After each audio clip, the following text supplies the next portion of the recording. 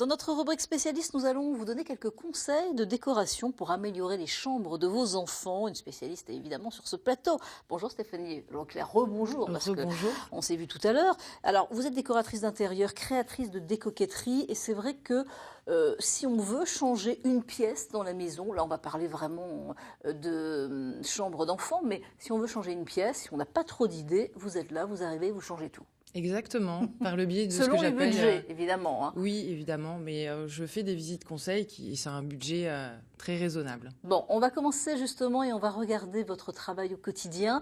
Le premier rendez-vous, vous arrivez chez les particuliers et vous regardez la pièce donc à changer en fin de compte. Exactement, je commence par un diagnostic. En fait, on fait le tour des choses qui plaisent, hein, qu'on veut conserver, et puis des choses qu'on a envie de changer, qu'on ne peut plus voir.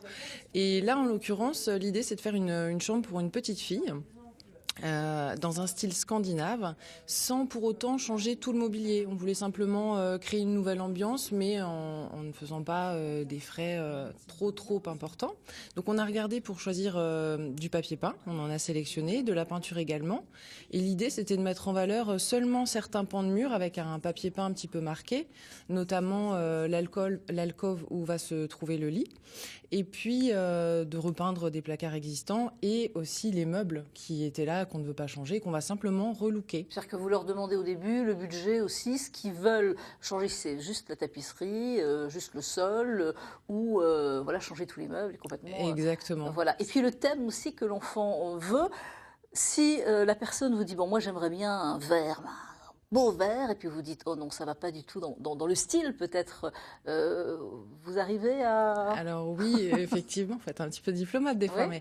mais l'idée, c'est quand même, enfin mon rôle en tout cas, c'est de dire, vous avez l'existant, les choses que vous allez conserver, vous avez envie de ça, ça va pas forcément bien s'associer, donc on va essayer de trouver quelque chose d'un peu alternatif pour que ça convienne à ce que vous aimez et à la fois à ce que vous conservez. Bon, une fois que vous avez l'idée, on va regarder, vous travaillez évidemment, et Oui. là, vous reprenez certains meubles, certains objets que vous pouvez aussi customiser. Hein.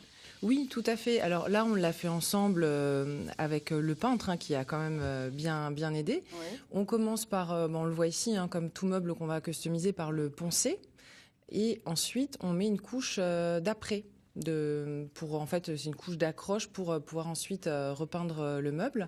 Là, on a choisi des tons qui s'associaient au papier peint, le papier peint le plus marqué.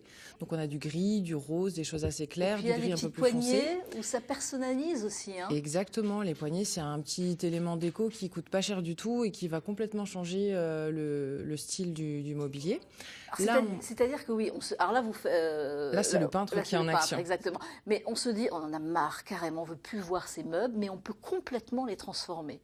Complètement les transformer avec des petites poignées. Oui. Là, c'était très joli là, pour les enfants. Tout à fait, des poignées. Là, on voit de la peinture, mais en plus, il existe plein d'autres choses, des stickers ou même du plaquage bois ou pierre qu'on peut venir mettre sur un meuble. Il y a vraiment de quoi faire. Bon, et troisième étape, évidemment, le résultat. Alors, on va regarder les images. Donc là, on voit la chambre terminée. On voit que c'est beaucoup plus lumineux. Alors, on voit pas le détail là, mais en plus, on a rajouté un faux plafond, on a rajouté des spots pour avoir plus de luminosité. Ouais. On a installé une petite guirlande lumineuse dans l'alcôve pour avoir un petit espace cosy. On a changé aussi le linge de lit. Et là, on voit le fameux mobilier qu'on a repeint, customisé. Et alors là, ça revient à combien à peu près ? Alors, en termes de fourniture, on est à peu près à 1 000 €, tout compris avec le papier peint, les peintures, mobilier. Et pour la main-d'œuvre, pour le peintre, on est à 1 700 €. D'accord, donc 2 700 € pour changer justement cette pièce, mais garder l'immeuble, évidemment. Oui. Voilà. Oui. Alors, donc ça, vous le faites évidemment pour toutes les pièces, hein, oui, appartement ou maison, ou même terrasse, on en avait parlé, on avait montré les images dernièrement. Et puis, vous nous proposez aussi des objets pour justement... des objets spécialement pour les enfants. Alors moi j'aime bien ça. Oui, alors ça, on pourrait appeler ça des petits nanins, comme quand on est petit. L'idée, c'est, on peut effectivement les sortir pour s'en servir de nanin, mais ils ont plus vocation à rester dans la boîte. C'est un peu une mise en scène du nanin qu'on peut mettre sur une étagère, sur une commode. Ouais, très, très beau. Il y a la version fille et la version garçon. D'accord. Et puis vous avez l'étagère. L'étagère, alors là on a un Voilà. petit bibelot Ouais. dessus, c'est un oiseau parce que le thème animalier est toujours très apprécié dans les chambres d'enfants.